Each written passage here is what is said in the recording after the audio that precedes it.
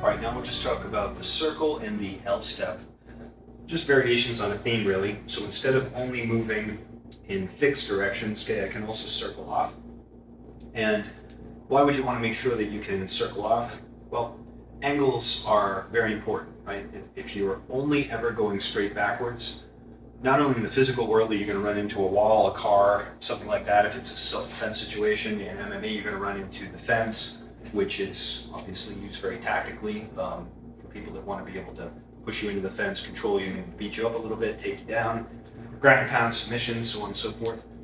But even in pure striking, if I'm only ever moving backwards, even if you're a skilled counter fighter, at some point you're probably losing. Not always, but often, right? So we don't want to only go straight back. We want to be able to circle and also cut the angles.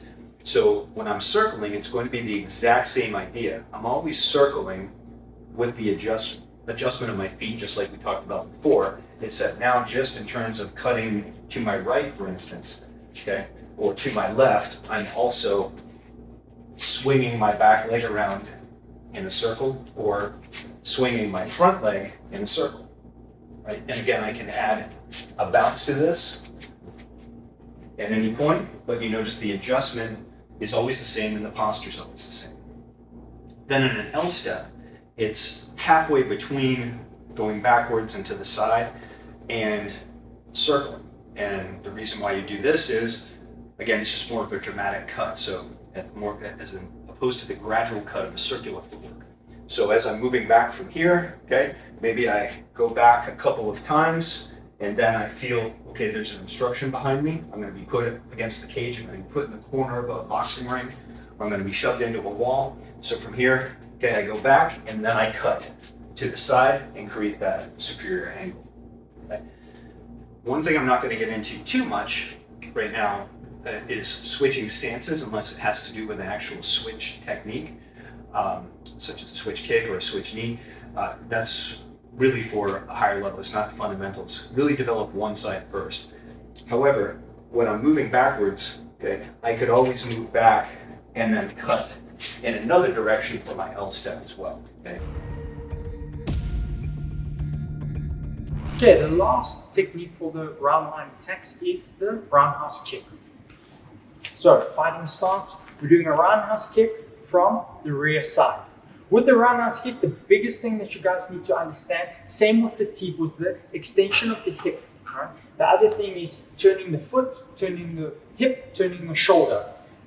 Next is having the chest high. Right? What you don't want is that the head tilts over and your hip starts hinging forward and backwards. Right? And we'll show you an example of that. So I want your partner to throw the kick first and you hold the kick. If you can see here, Don is in a straight line. Right? His hip's already extended. So what we're going to do is reset the hip, and then he's going to extend his hip. Reset the hip, extend the hip. One more, reset the hip, extend the hip. Okay. This is going to make you understand how to extend that hip for the power. Right? Again, Don throws the kick, I catch it. Right? He's turned his foot, turns his hip, and his shoulder. This hand is going to be for balance or frame. Again, reset. Now he's going to throw 3 in a row. 1, reset. 1, reset. 2, reset. 3. If you understand that your head needs to always be centered with your hip. If Don tilts his head off, what's going to happen is his hip's going to hinge, right? And that means that guys will kick like this, right? So Don's going to show you an example. And again, and one more. What you always need to do is keep head center line and extend the chest up to the sky. Go. Reset. Reset.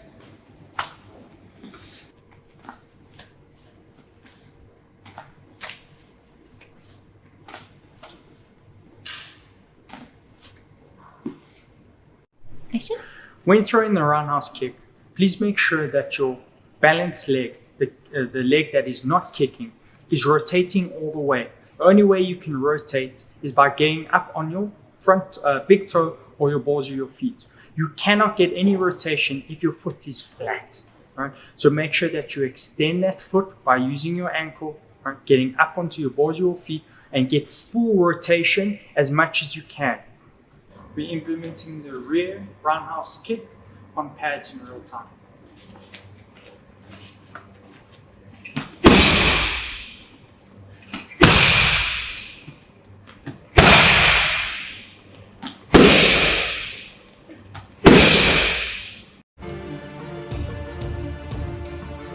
So now we're going to move on to our rear head kick. So the trick with the head kick is that we've got to now deal with this closed side, especially with this guard here. So if I kick directly to the head, I'm going to always hit this arm. Every single time I'm going to meet this arm. So what I'm going to do is get my head, my knee as high as I can, and then again arc my kick downwards so that I come around this guard. That's where we're going to make the most damage. So super important, when I step out wide, get high up onto my toe, and I'll get my knee up, and you'll see I'm going to kick in an arcing fashion. So from here I step, and I'm kicking into an arc.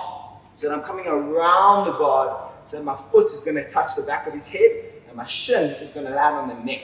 So we're not trying to kick the head, we're trying to kick the neck, so we can shut the blood off to the head.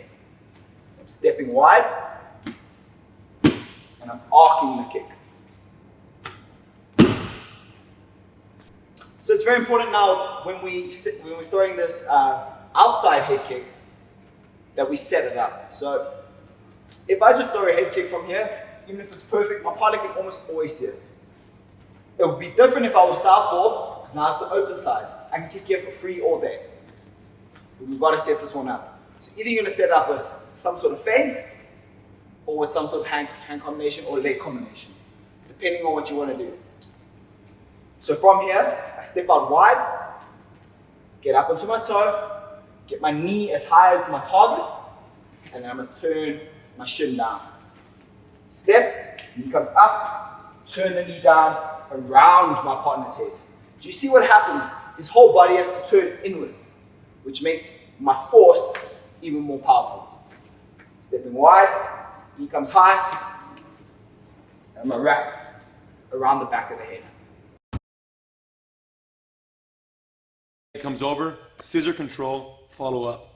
Now, there's only one problem. If the bully is really serious about his career, he might be too tight. So if I get heat on, and I go like this, bring the frame in, his frame might get in, but if I'm too strong here, his hands can't push my head away. And if he can't push my head away, he can't get his leg over my head. So he must be able to push my head away. If he cannot push my head away, here's what he's going to do.